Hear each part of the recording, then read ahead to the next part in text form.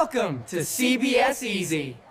Hey everyone! Today we're talking about political parties. They're at the very core of our democracy, and you can bet they're going to be a huge topic on your exams. We see them everywhere, we hear about them all the time, but what are they really? Well, let's break it all down. So here's this weird puzzle we need to solve. For most of us, when we think of democracy, we think of parties. But at the exact same time, we love to criticize them, don't we? We blame them for pretty much everything that's wrong with the country. So if everyone has something bad to say about them, why are they basically everywhere, in almost every democracy on the planet? That's the big question we're going to unpack today.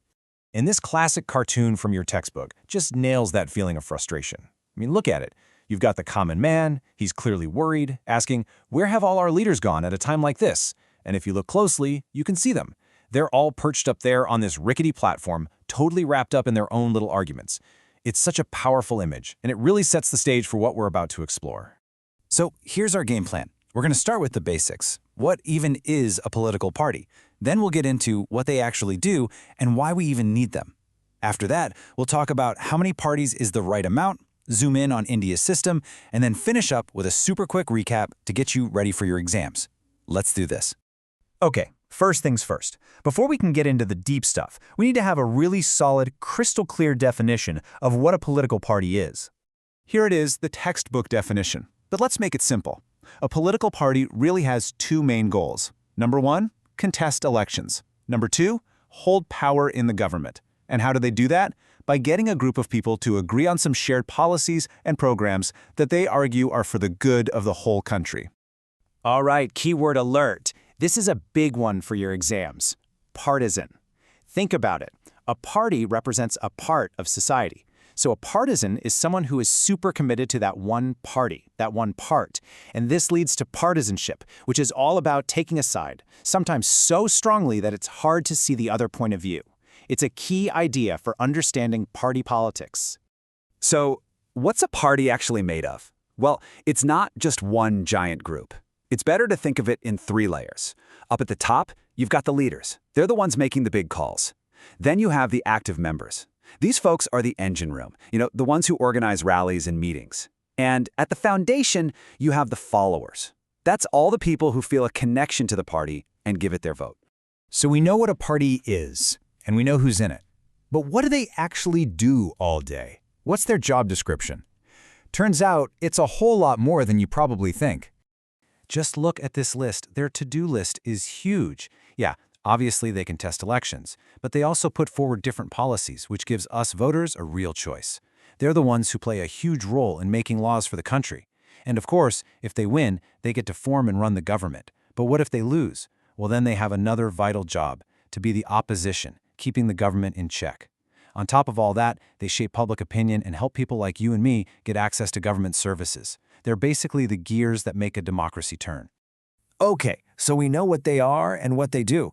Now we can finally tackle that huge question from the beginning. With all the criticism they get, are political parties actually necessary? This right here is the critical link. Think about it. As societies got bigger and more complicated, it just became impossible for every single citizen to vote on every single issue. It just wouldn't work. We needed to elect people to represent us. And political parties popped up as the perfect way to organize all those representatives, to give them a shared platform, and to make our modern democracies actually possible. Let's just imagine for a second a world with no parties. Every single person running for election would be an independent. Sure, they could promise to fix the road in their neighborhood, but who would be in charge of the big stuff, like the national economy or foreign policy? How could you ever form a stable government? The textbook gives a great example. Think about village panchayat elections. Even when there are no official parties, the village almost always splits into different groups or factions. Parties just give that natural human tendency a name and a structure.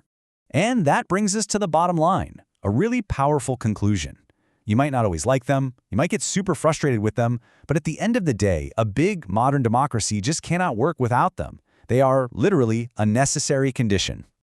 Okay, so if we accept that we need them, that brings up a whole new question. What's the magic number? How many parties should a country have? This leads us right into the idea of party systems.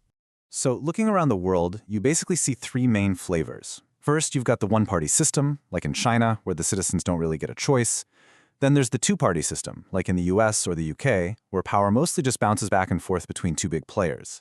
And finally, you have multi-party systems, where you've got several parties all competing, and they often have to team up in alliances or coalitions to get enough power to govern.